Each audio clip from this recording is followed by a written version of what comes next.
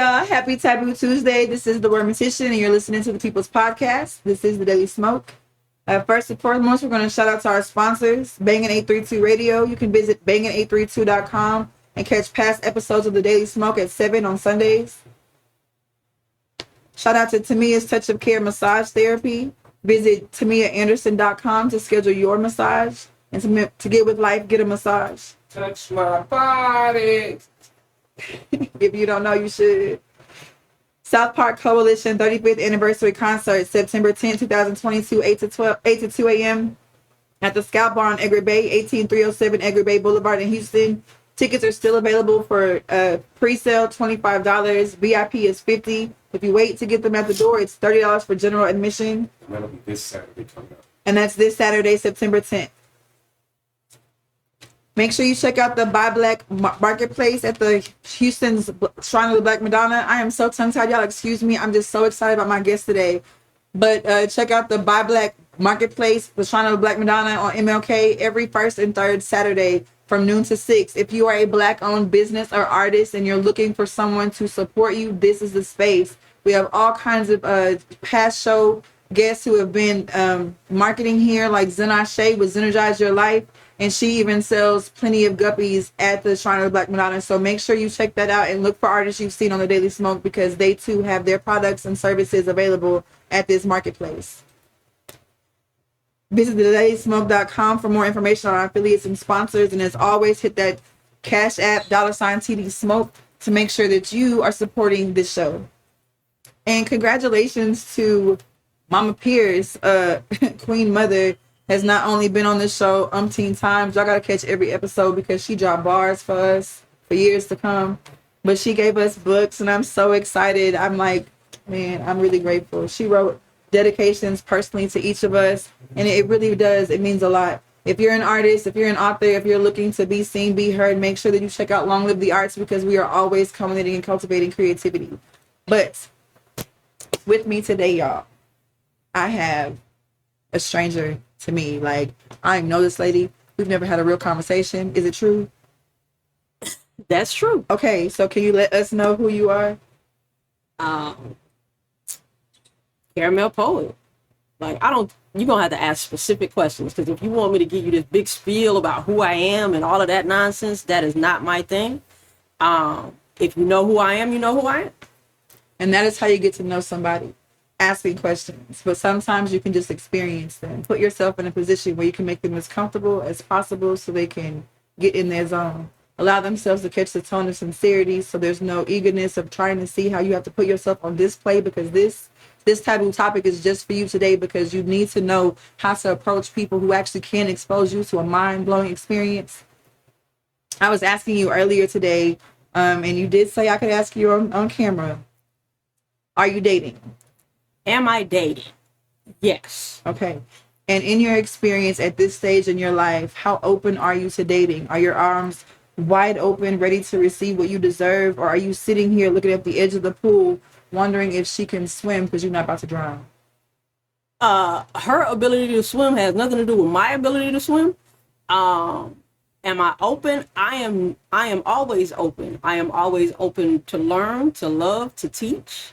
Now, whether or not someone is open to receive that is completely different. Me being open to give ain't got nothing to do with their ability to receive. I'm going to be who I'm going to be regardless. What this is like having a cup of water, and if you don't have your mouth open enough to take that gulp, you might choke. You might get splattered all over your face, and it drip down your face, and you don't realize you have misplaced an opportunity. But I'm super excited because with me, I have not only someone who has cultivated the ability to culminate your attention with the eloquence of words she put together, so nasty and dirty, because she is an erotic, exotic type of poet, but the intellect of this being is something so duly noted to be something worth attending to. I am so grateful y'all get to see her today and on Thursday. You stay tuned. So, how long have you been poly? Technically all my life. Openly for the past couple of years. Why? Why open? Like, why were you closed? I mean, I'm a good Southern church girl. Okay. You know, I was raised in the church with all of that nonsense that I had to unlearn before I could accept who I was. So, you know, you if you you know, if you're an 80s baby who grew up going to fucking vacation Bible school every summer and Sunday school My mama would not let me go. She said, "My mama, thank you, mom, because I don't have the experience of church hurt. My mama would not let me go. She said she needed to know what they were feeding me." Bullshit. Yeah. Bullshit. Anybody to teach you that you're not worthy of being praised, celebrated, and applauded, like, yeah, that's some bullshit. I'm grateful for my church. I was not raised in the church, but I grew up at St. John's downtown. And my experience, like, we celebrating 30 years this month. And I'm just like, in the time that I've been there since 2004, y'all. I'm sorry some of y'all haven't had good experiences. And I'm so grateful that we have other churches now that do open doors and hearts to anybody because they deserve it. But having to prove that's some bullshit. I'm sorry for the experience, but I'm grateful that you had it because your unlearning brought you here. In your openness, being poly, do you experience frustration anymore with people who can't handle what you flow with, or are you experiencing people who are actually open to going with the flow with you? I mean, humans are gonna human. So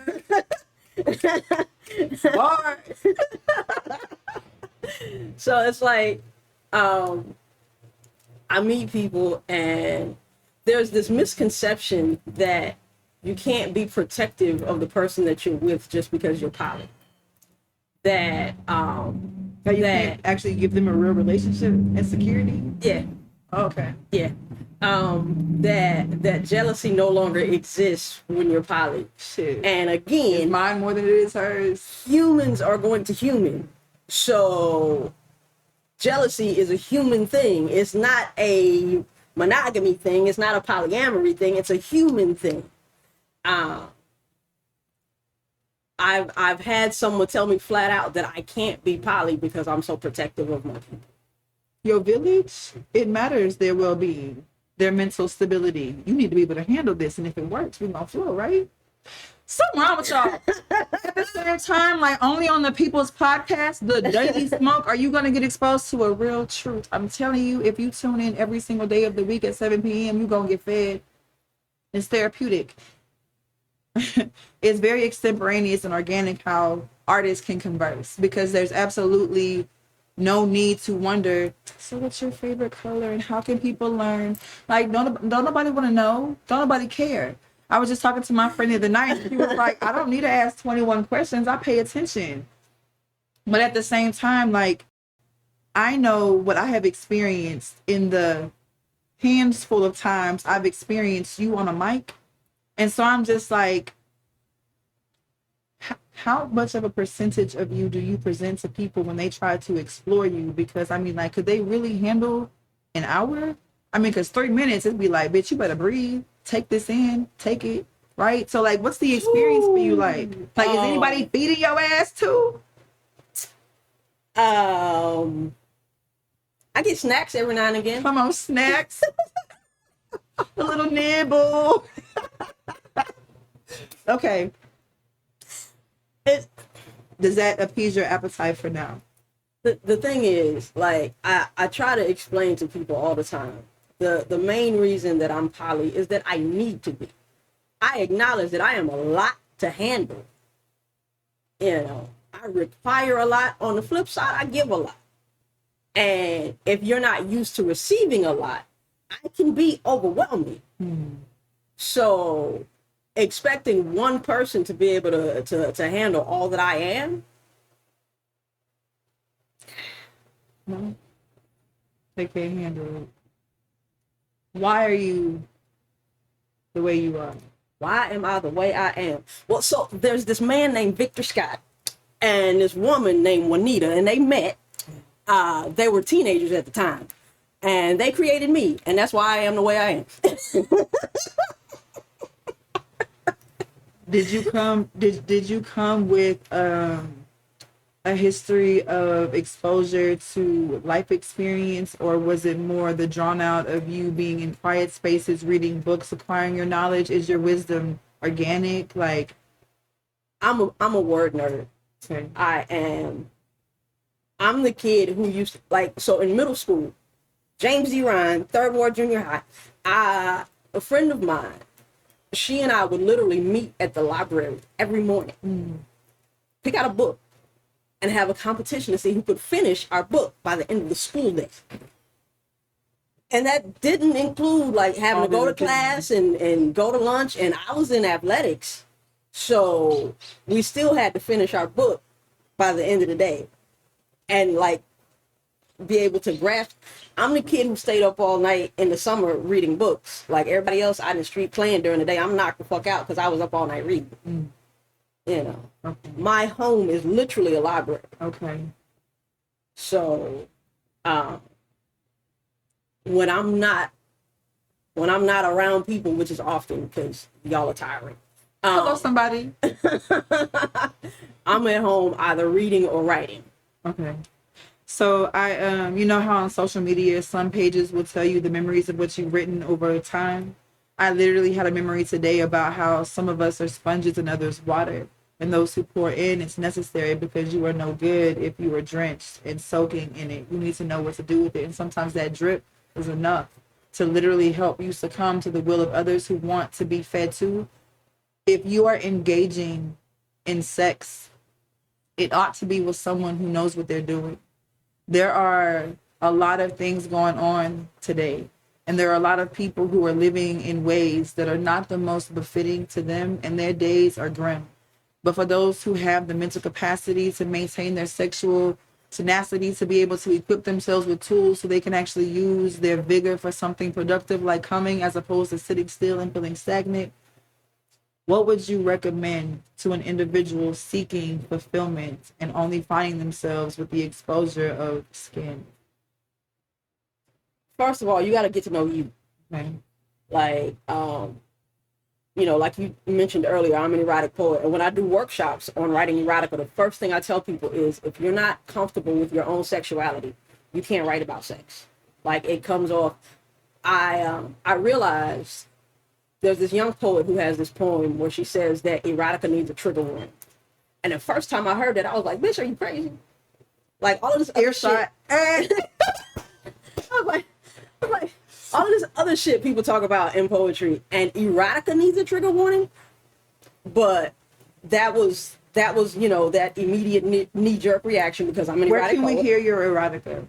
I mean, because I wouldn't expect you to like, you know, dropping the bars right now because, you know, you very valuable in this room. But like for the next show that like, you know, on Thursday when y'all tune in 7 p.m. live, I think maybe if you like hit that Cash App directly to support this artist, they might actually be open to just busting some bars down real quick. It might actually get you a good orgasmic experience at home.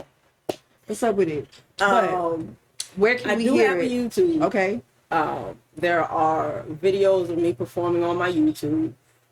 I still have a SoundCloud from forever ago. Oh, I still have mine. Oh my God. Those pieces are old as shit. Most of them I don't even spit anymore, but they're on there.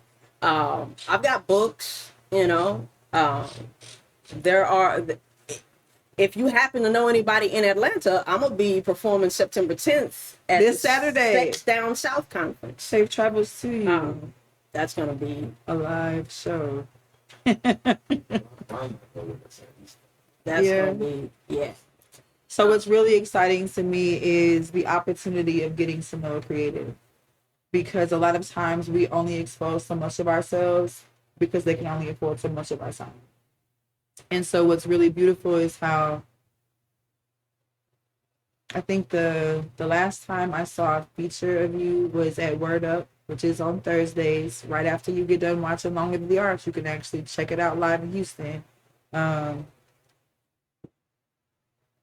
stories that you tell in your poetry, right? The flow of your presentation, it is chiseled, right?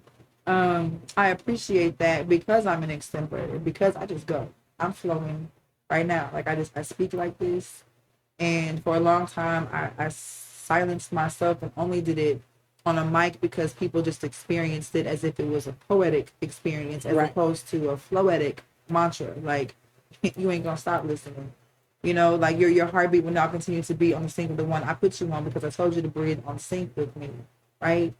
And the way that the waves go is just so beautiful. But to know that you are still echoing on SoundCloud, y'all, let me tell you something. I think the first time I experienced this, man, look, shout out to Miss Nightlife of Sweet Tooth Media, okay?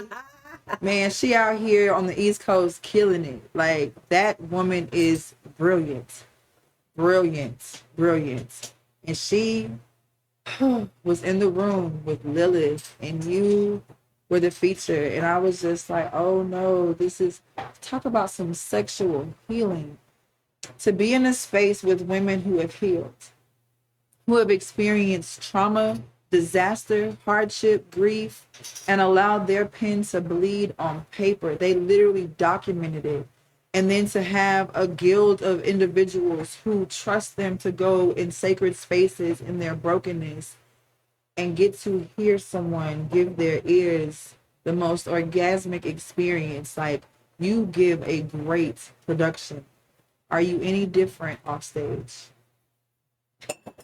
I am the shyest, quietest, sweetest little boy you will ever meet in life off stage. You know, my stage persona is obviously a part of me. But I'm not a big talker. I don't have to be the center of attention. But when I am, you know. But no, it's night and day. Cause, you know, I'm a little cocky on stage. Just a little bit. Just a little bit. Just a little bit. Cause I know can't nobody do what I do, bitch. So I feel you on that. I feel you. I feel the same way. I think I ask most people nowadays, like, are you dating? Because I heard there's pee in the pool. And I'm just I literally have an entire poem about there being pee in the pool. But yes, okay. So like the serendipity of the conversation that makes it even more like, this is why. Because, you know, the taboo topic of dating in 2022 and the ways in which people expose themselves to you, I mean, I see both sides. I understand why it's expected that she pay for dinner because you expose her to your essence. And then she wants some conversation and she wants you to make her laugh regardless of the day you've had, like the work you put in, the execution. Yeah, she should definitely be paying for that. At the same time, if she wants some pussy, or if she wants anything, that's not necessarily a monetary investment, but there are some senses of investing that must be ingested. Like, you should consume the concept of being appreciated. And if you don't value your body to a degree of understanding that your words are sufficient, you might put yourself in a position that could feel a little awkward. Not with intention, but the sole intent of knowing that this experience was to expose you to the fact that you're not open. So in the experience of the question I asked you previously, like, as you're dating now and you're in between this watching to see whether or not this or that takes place, not even concerning yourself with it because it's not your focus, what's your focus? My focus right now are my book projects that I'm working on. Okay. Like, I am in a specific motion. So as far as dating goes, you can get in line or you can get left. Be aligned. Be aligned. Okay. So for those who don't understand what she just said, what this was experience, and I apologize because you did say that off the stage you're a little boy in the streets. What is your pronoun of preference? Pronoun of preference is dealer's choice as long as you're respectful. I don't care. I am who I am. Sometimes I feel like a nut, sometimes I don't.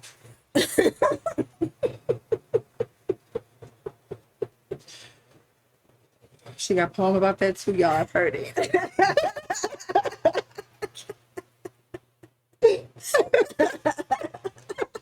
Wait, somebody just called me. Oh my God.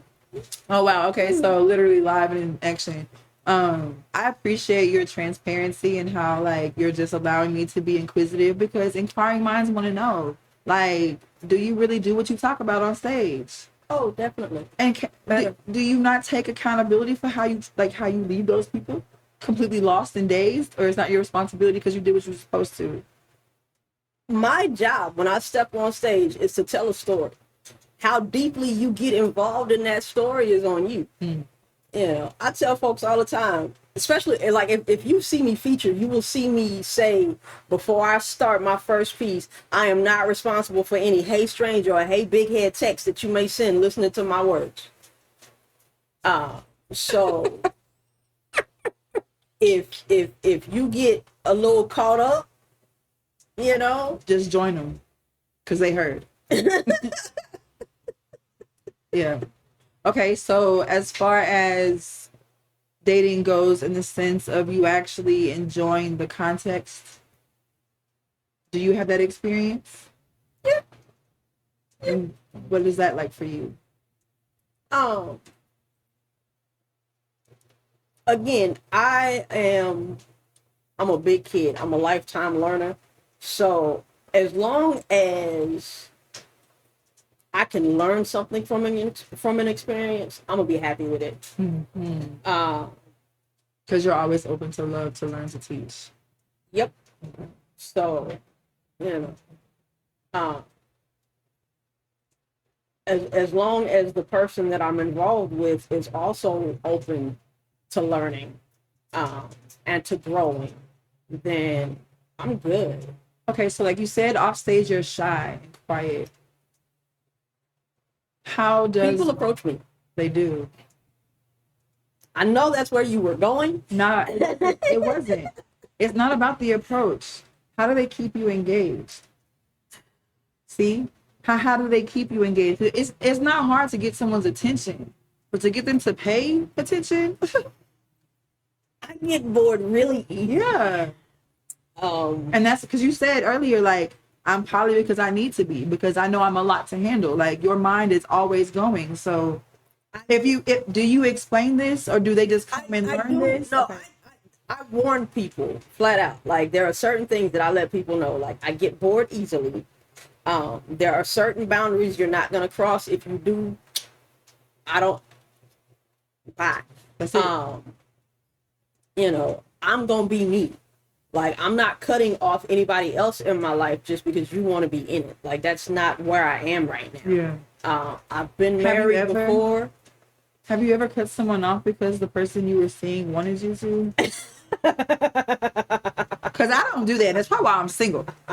Like, No. yeah, no. But they didn't say. Again, I get bored easily. So I also have very specific boundaries. Okay. Like, I cut this one chick off because she still listens to R. Kelly. You have your standards. I do. And that was actually second or third strike with her. But Do you go to Chick-fil-A? If I'm in the car with somebody who's going. Just wondering. If I'm in the car with somebody who's going. That's yeah. But do I go on my own? Nah. Like, she had a whole playlist. Not only did she still listen to R. Kelly, she referred to teenage girls as fast, and I'm just like, yeah, we're not on the same page, babe. Let's dig into that one. So, what's your take on teenage girls and their development, how they're objectified and sexualized too early, or made to feel like it's their fault because they've been exposed to something they had nothing to do with, and they can't even go outside in their cute crop tops because they're being told that they're exposing too much? What's your take on that?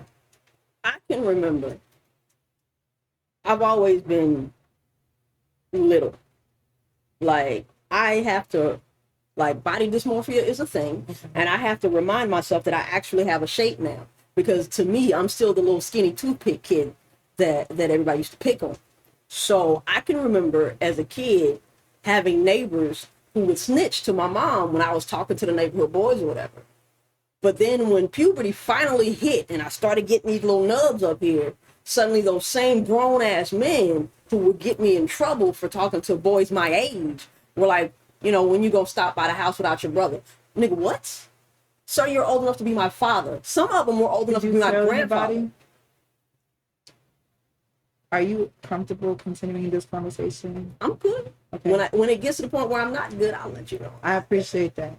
I want you to know, like, I appreciate the direction we're going, because taboo topic sex. I had a young woman pass me in the breezeway of my apartment complex several months ago, and it just hit me like, you're grieving. And I told her, if you ever need to talk to somebody, just give me a call. Fast forward to about 2 weeks ago, this woman calls my phone. I leave my phone in my office, and so I answer on my watch. I have no idea who this is, but I hear weeping. So I rush to my phone to get on it, and I'm just like, hey, what's going on? It's this young woman who tells me I was date raped last night. I get home, I tell her to come over. I literally did a second cleanse of my home so when she walked through, she could be embraced by peace. We sat on my porch and I talked to her. And while I'm listening to her beautifully articulate what happened, I was just like, she's not stuttering, she's not broken, she can actually hold her conversation. Would you come on my show and talk about this? She said, oh no, you can tell it, but don't say my name.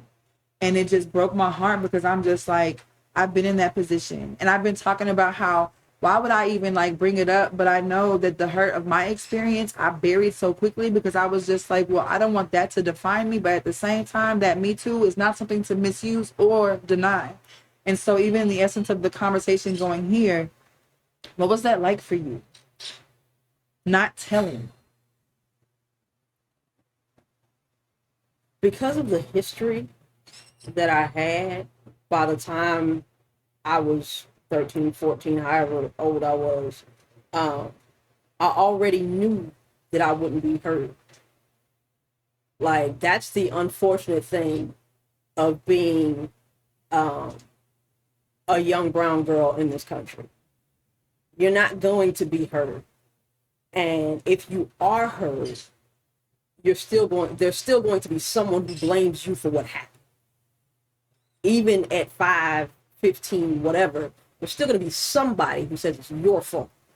So when someone says something as insensitive as little girls are fast, that trigger statement makes you think about the fact that no matter how many you let's grab, you did not invite the touch or the invitation of such conversation to make you feel uncomfortable, yet to sustain comfortability and to accept the own things that you were literally offered as blame. You stayed silent. How do you advocate now with your freedom? Oh, everything I do is advocacy. Like, that's one of the reasons that I'm an erotic poet. I tell folks all the time, the reason that I talk about sex the way that I do so much is because everybody can profit from a black woman's sexuality except for a black woman. So, and I know it makes people uncomfortable. There are people who won't work with me because of my content. And you shouldn't be having sex if you can't talk about it. That goes for you, little 12-year-old who think you know what to do with your penis. They go for you who made babies without knowing what you did with your penis. They go for you who don't know how to come yet. You can't blame your husband or your boyfriend or who you chose to fuck that you're not coming.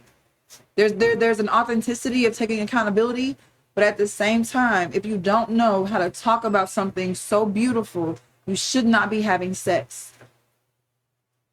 But that's the thing, though. As a culture, especially in this country, and honestly, any colonized country, don't get me started, there's this idea that sex shouldn't be talked about, not even between husband and wife. The number of married couples who have no idea what their partner really likes is fucking ridiculous. It is so sad. So I'm also a couples coach, and I get to wed people. Marry a Symphony is something I'm super proud of because of the fact that not only do I help you get married, I help you stay married, because your intake of stress and certain additives that cause you to deflect from the place that you were supposed to be the most peaceful and flourish, that gets completely stifled by the ways in which you allow yourself to be distracted. If it attracts you, this failure repetition of a statement, thinking that you're not going to make it, you will literally be sitting here waiting. But there is a way to be patient and wait, in a way that allows you to absorb something so amazing. Like sex, y'all, sex is required if you know what to do. If you don't, you can experience intimacy. There is a beautiful way of being able to make human contact, like connect with the person you don't know. And literally when you expose yourself to them and say, thank you for this opportunity to live, like literally exchange.